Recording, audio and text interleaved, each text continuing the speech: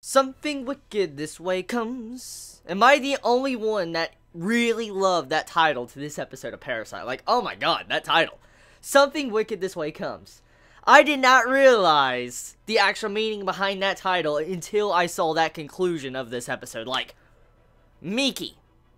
3 parasites. I'm like, what the fuck? So, at the end of this episode, it finally clarifies that parasites can be in the exact same body. Not just one parasite on the head, but there actually can be parasites like, on the arms as we see, and one on the head. So, with this episode, we have a major revelation and cliffhanger with this episode, because Migi and Izumi are now versing 3 parasites at once. Like, 3 people in one body. And that's fucking ridiculous, because even if you include Migi and Izumi as, a person, like 2 different people, they're still fighting 3 people, so there's one more person that is incredibly strong. So, they're at a major disadvantage with this ending. Like, oh god, how are they going to win?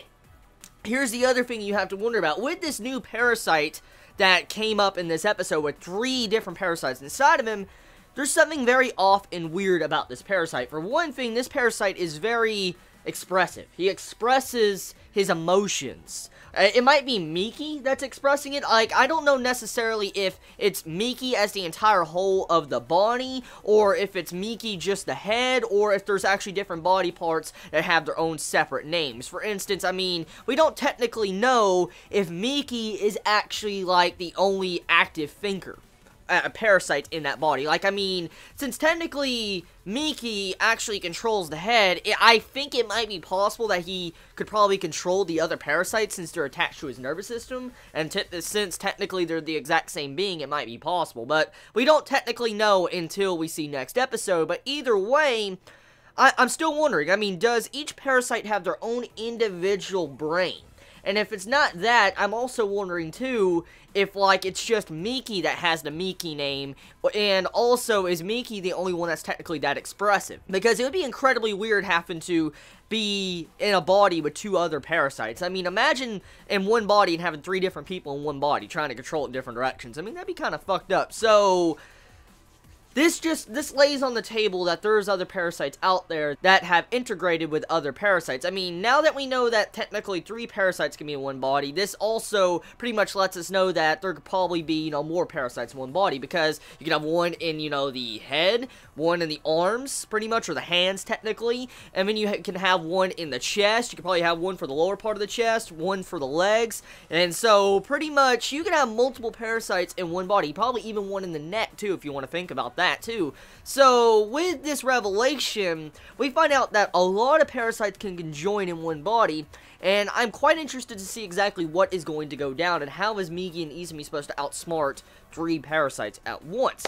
Now, moving past that, with this episode, it's mainly, I guess, more of a setup for what this battle really means, because for the majority of the battles that we have seen so far from Parasite, it's always been to where Migi and Izumi overpower their opponent, because technically it's 2v1, or 1v1 in their eyes, because Migi and Izumi are technically in one. And that's actually something I want to dive into. So, I don't know if it's just me, but I felt like the dialogue with what Izumi said in this episode felt like some very subtle foreshadowing, like him stating like, oh, we need to kill them one by one, or one on one.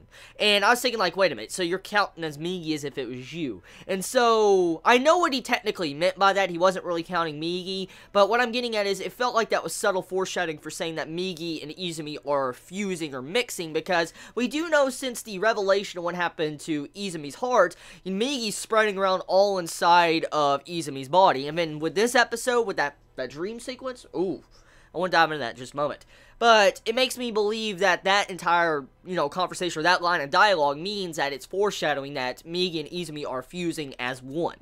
And I feel like that's what's going on. So, a majority of the fights, Izumi and Migi have always fought one-on-one. And this is the first time they've ever actually fought an opponent that is 3 people in one. And that means that, like, one hand could be for defense, like, defend the neck. One could be on the attack, and another could be on the attack or defense, too. So, pretty much, they're at a disadvantage. Because, Migi has to worry about the defense, while Izumi technically is kind of like, the attacker. or it can be vice versa. But if you have 2 attackers versus 1 attacker, that's not damn good at all, because, I mean, Migi's technically equal to 1 Parasite. And if there's 2 Parasites, we know for a fact, you know, maybe Izumi can versus 1 Parasite, okay? We can understand that. So that still leaves 1 Parasite up in the air that could possibly be very strong. So we have to wonder what will happen. So moving past that, let's get on to the actual dream sequence of this episode. So, the dream. If I know anything when it comes to Parasite and its dreams, they usually mean something. They're usually foreshadowing, and there's a deep meaning inside of these dreams. Look at what happened to, you know, Connor. Alright. So, let's think about this. That dream in this episode with Izumi, that brief little dream, it makes me believe that ending, it makes me believe that Migi is slowly taking over Izumi's brain. Because, from what I understood from that dream, like, looking at the surroundings, now I couldn't understand exactly where all the surroundings were, but judging by the surroundings of it, it looked like a cell of Migi or something was actually eating on Izumi's brain. That's what it looked like to me, from looking at the visuals and surrounding of whatever that was that looked like a skeleton Migi.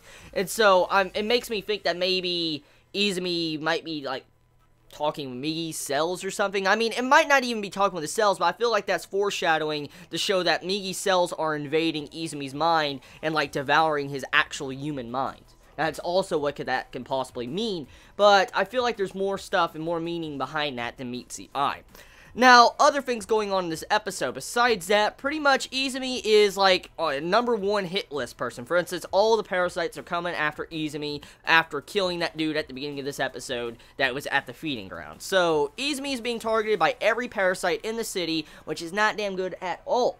And that means that his actual family is in danger. For instance, Murano, you know, you have it to where his father's in danger, stuff like that. So, Izumi's kind of fucked at the moment. So we have to see exactly what he's going to do with this course of action he has to take, and that's laid out before him. Now, other things about this episode that, you know, it kind of set up. Murano. Murano seems like in this episode she actually understood what technically Izumi has been doing for her. Like, it seemed like with the dialogue that was displayed in this episode, it seems like Murano finally caught on that Izumi actually has been going out of his way to protect her from danger, and she caught on at the gate, and she said, oh! And then she couldn't chase after him because, you know, he jumped over the gate. But it seems like she actually managed to realize what he's been doing for her. So I wonder if her entire personality is going to kind of shift a little bit to where she understands what Izumi is doing. And it might eventually lead it to where Migi will reveal himself to Izumi. Because, I mean, we got to look at the opening song. The opening song hasn't changed. And from the opening song, it shows Izumi and Murano, you know, hugging in the nude pretty much. And speaking of the nude... Dude, Goto, what the fuck, man, what the fuck, dude, Goto in this episode, like, did you see that? He was playing fucking chopping on the piano, he's like, you know, he's playing fucking chopping, and you just see him nude, he's in his fucking underwear, dude, he's like in his fucking underwear, he's playing chopping, I'm like, what the fuck is it, like, what, like, why is Goto, this Parasite, in his fucking boxers, playing fucking chopping, I'm like, that's awkward. That's fucking awkward. But, hey, I can't judge a Parasite, okay? I won't judge. I don't judge for their preference of wanting to play the piano in the nude. But, like, what the fuck? So, moving past that episode, overall, very good episode. I mean, it, once again, sets up a lot of stuff. It goes into the human ego with Izumi, for instance, him wanting to save as many people as he can in the middle of this episode. So, pretty much a lot of setup for what things we should probably expect for the future of Parasite. Let me know in the comments below, how do you feel about this episode? I love you all so much. Please be safe. Chibi out.